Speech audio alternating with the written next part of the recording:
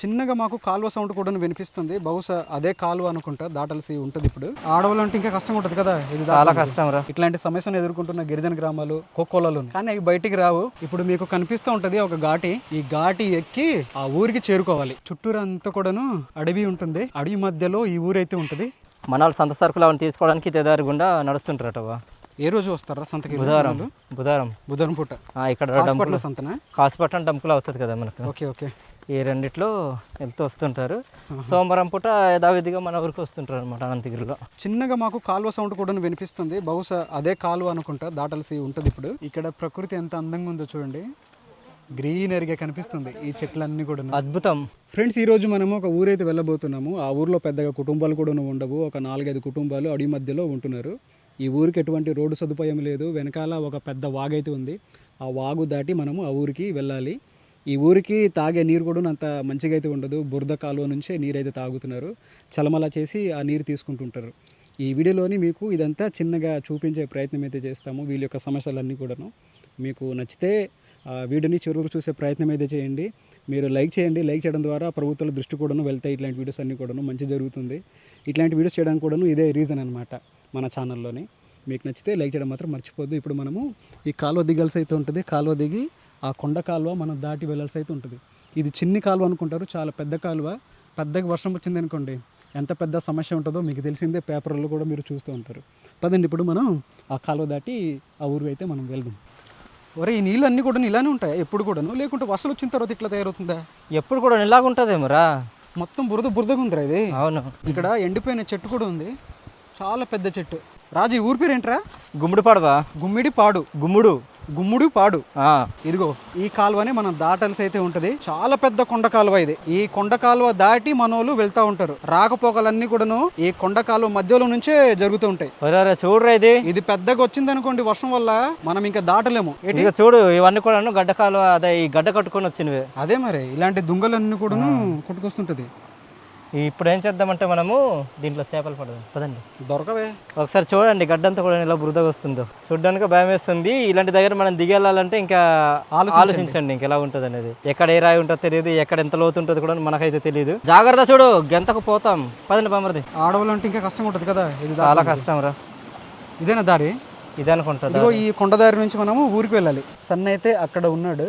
ఇప్పుడు టైం వచ్చి 4:30 అట్లా కావస్తుంది. ఫ్రెండ్స్, మీకు మన వాళ్ళు నీటి సమస్యను ఎదుర్కొంటారని చెప్పాం కదా, ఎట్లాంటి నీళ్ళు తీసుకుంటారనేది ఇప్పుడు చూద్దారండి. మన వాళ్ళు అయితే అక్కడ తీసుకుంటున్నారు. అక్క వాళ్ళు పదండి. ఇట్లాంటి పెద్ద కాలువ పక్కనే మన వాళ్ళు చలమలా చేసి నీరైతే తోడుకుంటున్నారు.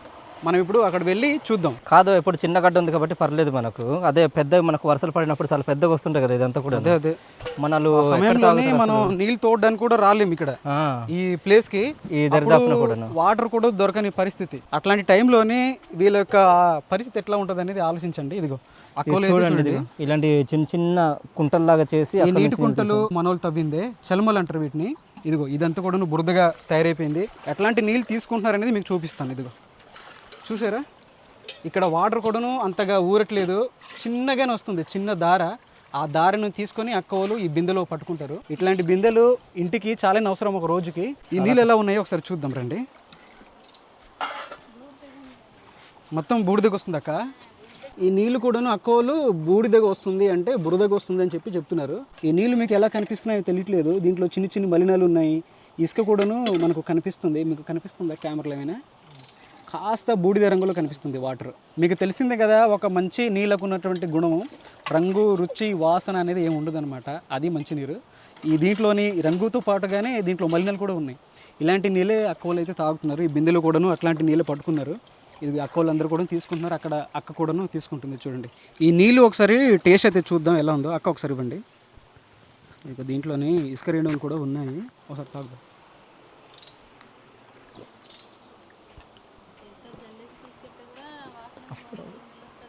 వాసన వస్తుంది అక్క, బురద వాసన వస్తుంది ఈ వాటర్. ఇట్లాంటి వాటరే అక్కవలు అయితే తాగుతున్నారు. చూడండి, ఇదిగో ఇట్లాంటి బిందెలు నిండడానికి సుమారుగా ఒక 15-20 నిమిషాలు పడుతుంది తోడడానికి, ఇలాంటి ప్లేట్స్ నుంచి తీసుకోవడానికి. ఇప్పటి వరకు మన వీడియోస్లలోని ఇట్లాంటి సమస్యను అయితే ఎప్పుడు చూపించలేదు. ఇది మన ఛానల్లో మొదటి వీడియో అనుకుంటాను. ఇట్లాంటి సమస్యను ఎదుర్కొంటున్న గిరిజన గ్రామాలు కోకోలలోని, కానీ అవి బయటికి రావు. మన ఛానల్ ద్వారా ఇలాంటి వీడియోస్ మీ ముందుకు తీసుకురావడం గల కారణం ఏంటంటే మీకు తెలిసిందే, ఇట్లాంటి చూపించినప్పుడు వీళ్ళకు మంచి జరుగుతుందని చెప్పి చిన్న ఆశ అనమాట. అట్లాంటి ఆశతోనే ఇట్లాంటి వీడియోస్ అని కూడా మీ ముందుకు పెడుతున్నాం. ప్రభుత్వాలు ఇట్లాంటి వాటిని స్పందించాలని చెప్పి కోరుకుంటున్నాం. మన వీడియోస్ వాళ్ళంత వరకు వెళ్తాయో లేదో తెలియదు కానీ చూస్తే మాత్రం నిజంగా వీళ్ళూరు వాళ్ళకి మంచి జరుగుతుంది. ఇది చిన్నగా ఉంది కాబట్టి పర్లేదు, ఈ గడ్డ ఇదే పెద్దగా పొంగి పొర్లింది అనుకోండి, పెద్ద గడ్డ వచ్చింది అనుకోండి, భయంకరంగా ఉంటుంది. ఎక్కువ మనకు వర్షాకాలంలో ఎక్కువ నీళ్ళు అవన్నీ వస్తుంటాయి కదా, అప్పుడు గడ్డలు అవుతాయి కదా, అప్పటి నుంచి ఇస్తాము. మనకు వర్షాలు పడినప్పుడు కొండ నుంచి అక్కడక్కడ ఊటల్లాగా వస్తుంటాయి కదా, అక్కడ నుంచి పడతారట అక్క వాళ్ళు. మీరు ఇంతకు ముందు ఎవరికైనా చెప్పారక్క ఈ ప్రాబ్లం ఇట్లా ఇలా ఉందని చెప్పి? అందరూ వచ్చి ఇలా వీడియో చేసి వెళ్తున్నారు కానీ ఎవరు పట్టించలేదు. ఈ నీటి సమస్య ఏదో 2-3 సంవత్సరాల నుంచే కాదు, 70-80 సంవత్సరాల క్రితం నుంచే ఉందంట. ఈ అక్క వాళ్ళు నీళ్ళైతే తీసుకెళ్తున్నారు ఊరికి. ఇప్పుడు మనము అక్కలతో పాటు ఊరికి వెళ్దాం ఒకసారి, పైన ఏ విధంగా ఉందనేది ఊరు కూడా చూద్దాం. ఆ ఊరు కూడా మీకు అయితే ఇప్పుడు చూపిస్తాము, ఎన్ని ఇళ్ళు ఉన్నాయి, అక్కడ ఎంతమంది జనాభా ఉంటారు అనేది కూడా మీకు చూపించే ప్రయత్నం అయితే చేస్తాం. ఈ ప్రాంతం నుంచి అక్క వాళ్ళందరూ కూడాను ఊరి పైకి తీసుకువెళ్లాల్సి అయితే ఉంటది. చాలా దూరం వరకు ఆ మెట్ట పైకి తీసుకెళ్తారు వాటర్ అంతా కూడాను. ఇప్పుడు మీకు కనిపిస్తూ ఉంటది ఒక ఘాటి, ఈ ఘాటి ఎక్కి ఆ ఊరికి చేరుకోవాలి ఈ బరువుతోనే. దీంతో పాటుగా మన వాళ్ళు 2-3 బిందెలు కూడా తీసుకెళ్తుంటారు. అలాంటి టైంలో ఒకసారి ఆలోచించండి, ఏమైనా ప్రాంతంలో కాలు జారి కింద పడ్డా కొండపై నుంచి కిందికి దిగుతారు, కింది నుంచి పైకి తీసుకెళ్తుంటారు. మనం నార్మల్ గా ఎక్కడానికే చాలా ప్రయాసపడుతున్నాము, అలాంటిది అక్క వాళ్ళు ఈ నీళ్ళ కోసం నిత్యం యుద్ధం చేస్తూ ఉంటారు. ఈ ఊర్లోని సమస్యలు అయితే ఉన్నాయి కానీ మొత్తము ప్రకృతి జీవనం అంటాం కదా, అవును, ప్రకృతితోనే మమేకమై జీవిస్తున్నారు. చుట్టూరు అంతా కూడాను అడవి ఉంటుంది, అడవి మధ్యలో ఈ ఊరైతే ఉంటుంది. కిందన ప్రవహించే కొండ కాలువ మధ్యలో ఇక్కడ ఈ ఊరు పిల్లలు ఉన్నారు, చిన్న పిల్లలు. ఈ ఇల్లు నిర్మాణాలు కూడా మీరు గమనిస్తుండొచ్చు, మట్టి గోడలు అలానే పెంకుటిల్లులు అంతే. ఇక్కడ చిన్న పిల్లకు పెట్టారు, ఊయలు ఊపుతున్నారు. ఇలా పెట్టి మనోళ్ళు సొంత పనులు చేసుకుంటుంటారు అనమాట. ఇక్కడ నీరు సదుపాయం లేదు, అలానే రోడ్డు సదుపాయం కూడా లేదు కాబట్టి ఇక్కడ ఇట్లాంటి సీసీ రోడ్లు కానీ ఏం ఉండవు, మొత్తం రాళ్ళే. ఇక్కడ పెద్ద బాహుబలి ఉన్నాడు, బాహుబలి అయితే మాకే చూస్తున్నాడు. మా దగ్గర ఏం లేదురా, తీసుకురాలేదు నీకు పెట్టడానికి, మా ఊరు వచ్చి. ఇక్కడ నాన్నగారు అయితే ఇది ఒక కొండ నుంచి వెళ్ళినా అరటికలు అయితే తీసుకొస్తున్నారు. ఎక్కడ నుండి తీసుకొచ్చారు నాన్న? పళ్ళు ఏమైనా ఉన్నాయా? పళ్ళు ఉంటే బాగుండు. ఇదిగో సగం తినేసి తీసుకొస్తారు మీరు. కోతులు తినేసాయా? చూడండి, ఇది అరటికల్లో కొన్ని కోతులు తినేసాయంట. పొలం దగ్గర ఉన్నదా? మీరు నాటిందే. ఇంకోటట మధ్యాహ్నం తీసుకొచ్చారట, ఇది వచ్చి ఇప్పుడు తీసుకొచ్చారు. సగం సగం అయితే ఇంకా కోతులు అయితే తినేసాయి. ఇక్కడ చూడండి కోడి పిల్లలు అయితే ఏ విధంగా ఉన్నాయో, తెల్లగా ఉన్నాయి. ఒకటే అందులో నలుపుది ఉందన్నమాట. మనతో మాట్లాడింది కదా అక్క వాళ్ళు వెళ్ళేది. అక్క మీ పేరు? సన్యాసమ్మ. మీకు చిన్నగా కనిపిస్తున్నది పసులు పాక. ఇక్కడ ఈ చెట్లు అయితే ఉన్నాయి, అరటి చెట్లు. మొన్న వర్షాలు గల పడిపోయింది పాపం, తీసి పక్కన పెట్టేశారు పెంకులన్నీ కూడా. చూసారు కదా, చాలా చిన్న ఊరు. ఇట్లాంటి కొండ ప్రాంతాల్లో మన వాళ్ళు నివసిస్తున్నారు. ఈ ఊర్లో ఎన్ని ఇళ్ళు ఉంటాయన్నా, అలానే జనాభా ఎంతమంది ఉంటారు? మొత్తం గుమ్మడిపాడు లిస్టులో అయితే 10 ఇల్లులు ఉండేవి. 10 ముందా? ముందు 3 ఇళ్ళు వలసకెళ్ళారు, ఖాళీ చేశారు. వలస అంటే ఇక్కడ బయట వేరే ఇదే ఊరు మీదే ఉంది, అది కూడా గుమ్మడిపాడే. అంటే ఈ చుట్టుపక్కల పొలాలు ఎక్కడ ఉంటున్నారు? ప్రస్తుతం ఎన్ని ఉన్నాయి మనకి ఇక్కడ ఇప్పుడు ఇల్లు? ఇక్కడ ఉంటే ఒక 6 కుటుంబాలు. 6 కుటుంబాలా? మొత్తం ఎంత జనాభా ఉంటారు ఇప్పుడు? జనాభా అంతే దగ్గర 40 వరకల్లా వచ్చారు. మన వాళ్ళు పిల్లలు చదువుకునే వాళ్ళు ఉన్నారు కదా, వాళ్ళు ఎక్కడి నుంచి స్కూల్కి వెళ్తారు? మన వాళ్ళు ఇక్కడ నుంచి అంటే పెద్ద బిడ్డ. మన వాళ్ళు పెద్ద బిడ్డ వెళ్ళాలంటే అడవి మార్గం నుంచి వెళ్ళాలి. అది కూడాను ఒక పెద్ద ఘాటి అయితే ఉంటుంది. ఆ ఘాటి ఎక్కి వెళ్ళి చదువుకుంటున్నారు చిన్న చిన్న పిల్లలు. మన వీడియో మొదట్లో మీకు చూపించాం కదా, చిన్నపిల్లలు వీళ్ళందరూ కూడాను ఆ స్కూల్కి వెళ్తున్నారు. ఆ కొండదారి నుంచి నడుచుకుని వెళ్తున్నారు. హాస్పిటల్ అయితే ఎంత దూరం ఉంటుంది? హాస్పిటల్ అయితే సేమ్ 10 కిలోమీటర్ల. అలా రోడ్ పాయింట్ వెళ్ళి అలా తిరిగి రావాలి కదా. ఇక్కడ కాదన్న, ఈ నీళ్ళ గురించి మీరు ఎవరికైనా కలవాలేదు? ఈ అధికారులకి ఎవరికైనా సరే ఆఫీస్కి కానీ ఏమైనా వెళ్ళి లెటర్ కానీ ఏమైనా ఇవ్వలేదు? అక్కడ కలిసాను. కలిసిరా? మా సర్పంచ్కి కలిసాము. ఏమన్నారు వాళ్ళు? మీకు ఎక్కడైనా ఊటలు లేవు కదా, ఎలాగిస్తామని చెప్పారు. మనకు ఇక్కడ నుంచి మీకు ఎంత దూరం ఉంటుంది? ఇప్పుడు మీరు పడితే మా ఊరికి ఊట వస్తుంది, నీళ్ళు వస్తాయి, మాకు బాగుంటుంది. ఎంత దూరం అంటే మీ ఊరికి వాటర్ రావాలంటే ఎట్లాంటి పరిస్థితి కల్పిస్తే మీకు వాటర్ సమస్య తీరుద్ది? ఎట్లాంటి పరిస్థితి అంటే మాకు బోరు కాకుండా పెద్ద బిడ్డ నుండి ఇస్తే సరిపోద్ది, కానీ వాళ్ళు మాకే సాలట్లేదు అంటున్నారు. వాళ్ళు పెద్ద బిడ్డలో ఏముంది అంటే అన్న ఫోన్ ఒకసారి ఆపుతుంటే అదే బోర్ ద్వారా సెట్ చేశారు కదా. పెద్దబిడ్డలో. పెద్దబిడ్డ నుంచి మీకు వాటర్ రావాలంటే ఎంత దూరం ఉంటుంది అక్కడ నుంచి? దూరం అంటే మరి కిలోమీటర్న్నర. దగ్గర దగ్గర అలా మలుపులన్నీ తిరిగి తీసుకురావడానికి ఒక 2 కిలోమీటర్లకు వెళ్తుంది. ఎక్కే అవుతుంది. అక్కడ నుంచి వాటర్ రావాలి కానీ వాళ్ళు ఇవ్వట్లేదు మీకు. ఆహాహా. అక్కడ ట్యాంక్ ఉందా? ట్యాంకులు 2 ఉన్నాయి. సోలరా? సోలార్ కాదు, కరెంట్. అదే బోరు. ఓకే. మీకు చుట్టుపక్కల ఎక్కడ హోటల్ ఏం లేవని ఇక్కడ పడితే మాకు నిత్యం మాకు నీళ్ళు ఉంటాయి ఇస్తే మాకు ఇక్కడ నుంచి దగ్గరగా ఇలాగనేసి అంటే మేము వస్తున్న దారి నుండి ఆ రోడ్ పక్క నుంచి మీకు ఎక్కడైనా అటు హోటల్ అంటే కిందకు ఉన్నాయన్న. ఇప్పుడు బోర్ కొడితే వస్తుంది. అవును, ఆల్రెడీ సెక్రటరీ గారు కొలవండి అంటే కొలిచి ఇచ్చాము. ఆ లొకేషన్ చూసి ఇది 6 లక్షల గ్రాంటు అయింది, ఎక్కడిది డబ్బులు అన్నారు.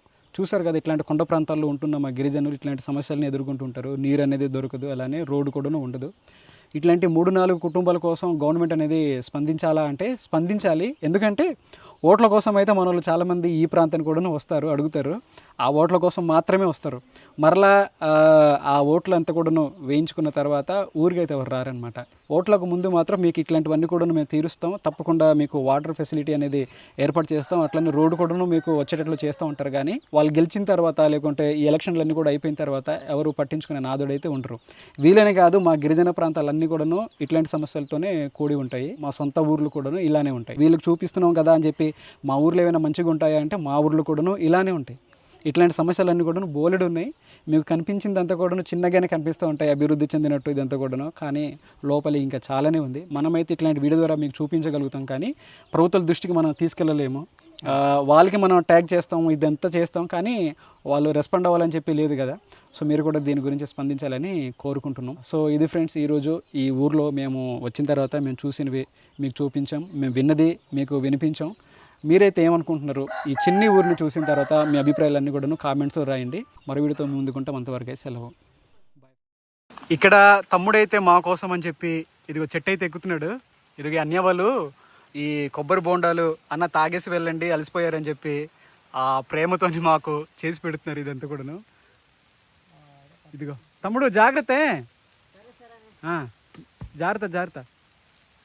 తమ్ముడు అయితే చెట్టు ఎక్కేసాడు దెబ్బకి, చాలా స్పీడ్గా ఎక్కేసాడు తమ్ముడు. ఇదిగో మీకు కనిపిస్తుంటది అదంతా కూడా. తమ్ముడు చాలే. మొత్తానికైతే ఇది మన యొక్క గిరిజనుల యొక్క ప్రేమ అనేది ఇలా ఉంటుంది. ఇదిగో చూడండి, మా కోసం అని చెప్పేసి కొబ్బరికాయలు పడుస్తే వీళ్ళందరూ అనమాట ఎక్కడో ఉన్నారు తెలియదు, దమ్ముని పడేసరికి పరిగెట్టి వస్తారు. ఇది వీడైతే వస్తాడు ముందుగానే ఇస్తే తింటాననేసి. ఇది వెనకాల బాహుబలి 2లా ఉన్నాడు. ఇది నాకు కూడా ఇచ్చారు అన్య వాళ్ళు. Thank you so much.